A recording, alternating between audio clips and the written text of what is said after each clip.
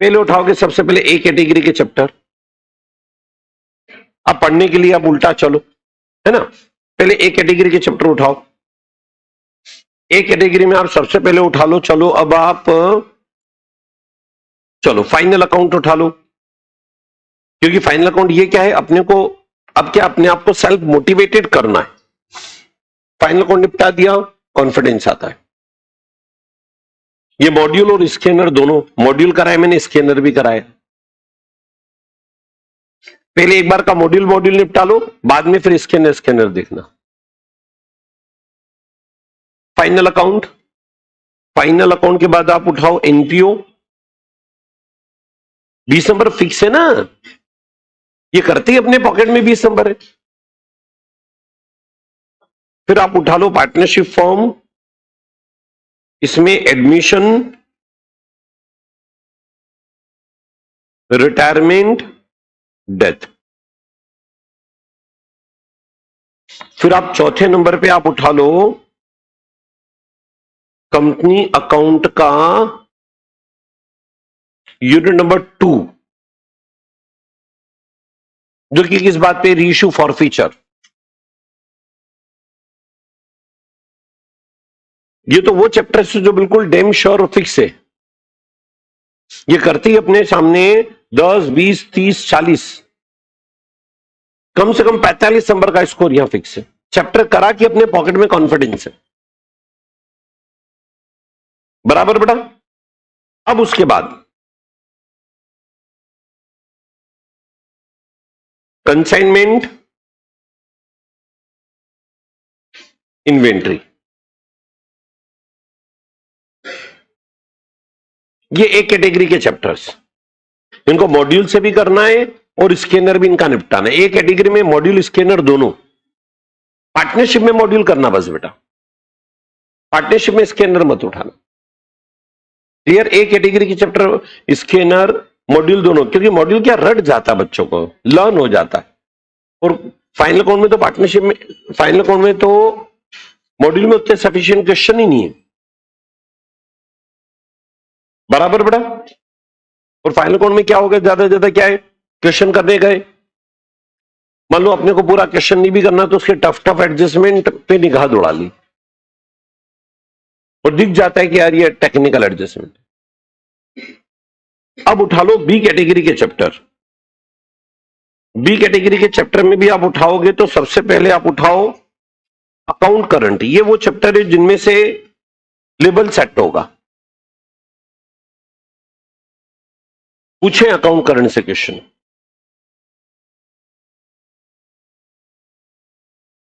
Bills of exchange, यहां से mutual liquidation के क्वेश्चन बने।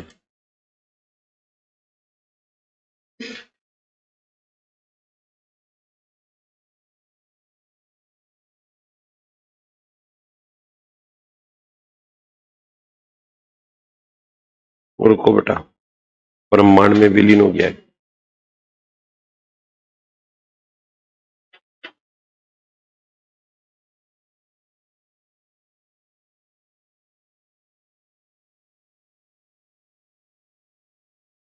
चलो बी कैटेगरी के अंदर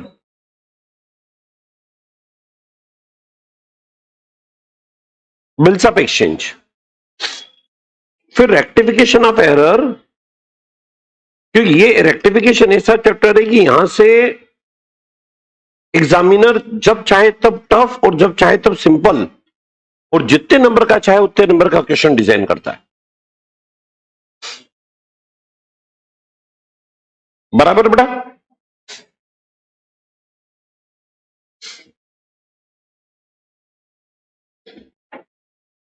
अभी बी कैटेगरी के अंदर और बात करेंगे अपन। अकाउंट करंट आया, बिल्स ऑफ एक्सचेंज आया, रेक्टिफिकेशन ऑफ एरर आया। हाँ बिहार, इसको भी इसमें डाल दो। बैंक रिकंसिलिएशन, बट ये देखो ए में भी मैं ऑर्डर में चल रहा हूं कि मैं स्टडी इस ऑर्डर में करूंगा, बी में भी इस ऑर्डर में, बिहार इसको मैं लास्ट कैटेगरी में लूंगा। अकाउंट करंट पहले फिनिश करेंगे क्योंकि प्रैक्टिस मांगता है, बराबर बेटा। वैसे तो ये ए कैटेगरी करते ही तकरीबन मान के चलो आपके पॉकेट में 70-75 नंबर तक की श्योरिटी, पेपर में जो क्वेश्चन आएंगे उनकी श्योरिटी है, बट करना सब कुछ आपको। अब सी कैटेगरी, सी कैटेगरी में आपने उठाया average due date, sales on approval. ये ऐसे चैप्टर है जहां पर इंस्टीट्यूट चाह के भी बहुत ज्यादा टफ नहीं कर पाता है।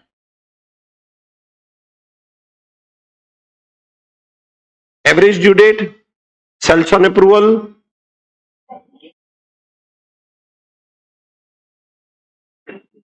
डेप्रिसिएशन, कंपनी अकाउंट का यूनिट नंबर 1 जिसमें कंपनी की डेफिनेशन वगैरह है और P&L बैलेंस शीट का फॉर्मेट है। Company account unit number 3, issue of debenture, simple है, वहां से सिंपल क्वेश्चन निकल के आना है।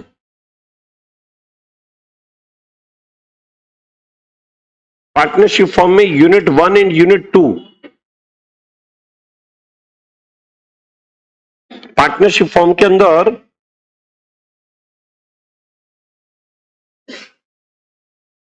यूनिट 1 एंड यूनिट 2, यूनिट 1 किसका है बेटा पार्टनरशिप फॉर्म के अंदर? इंट्रोडक्शन, याद है, profit and loss appropriation, capital account, current account.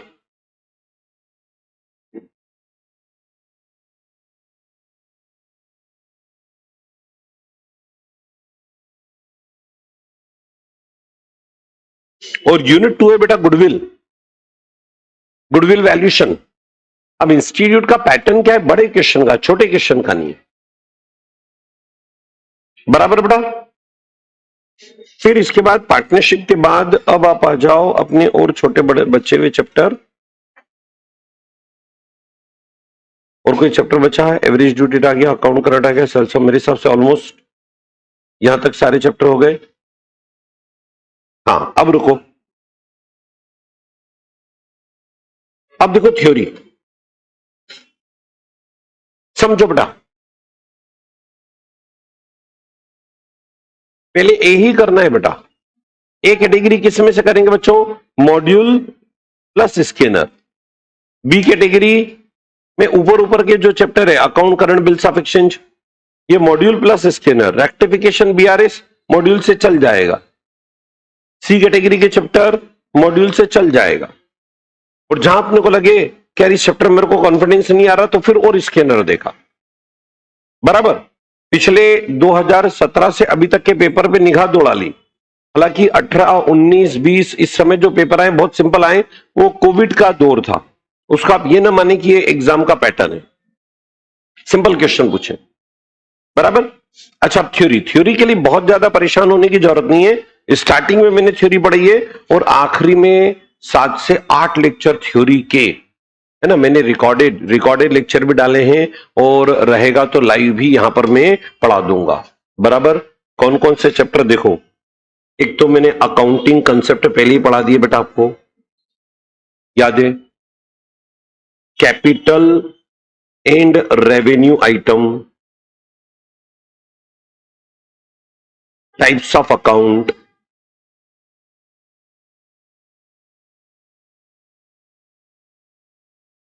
ये क्या ट्रू फॉल्स में भी काम आएंगे, समझो। थ्योरी अपनी ज्यादा नहीं आती है लेकिन फिर भी ट्रू फॉल्स में भी काम आएंगे। ये सब तो पढ़ाएं, बराबर। अब cash book in subsidiary book, जिन बच्चों को अभी करना है, मैंने रिकॉर्डेड लेक्चर डाला है कैश बुक सब्सिडरी बुक पर। क्योंकि कारण क्या बेटा, कभी कभी इंस्टीट्यूट पे ऑब्जेक्टिव पूछ लेती है या कभी थ्योरी पूछ लेती है। पिछली बार ही थ्योरी पूछ लिया था, जनरल प्रॉपर, सब्सिडरी बुक में जनरल प्रॉपर। एक बार क्वेश्चन पूछ लिया, डबल कॉलम कैश बुक बनाओ। हाँ, तो इसलिए कुछ भी छोड़ना नहीं है। आप डबल स्पीड करके 2x करके 1 घंटे के अंदर, बल्कि 45 मिनट के अंदर फिनिश कर लोगे। बट क्या है, चीजें रिफ्रेश होना जरूरी। फिर accounting standard and in the S, ये 45 मिनट का लेक्चर है बस। अकाउंटिंग स्टैंडर्ड इंड एस अभी आपके सिलेबस में नहीं है, बट उनकी नंबरिंग और उनका इंट्रोडक्शन। फिर कॉन्टिंजेंट असेट इन लाइबिलिटी, 1 घंटे का लेक्चर ये। फिर अकाउंटिंग पॉलिसी,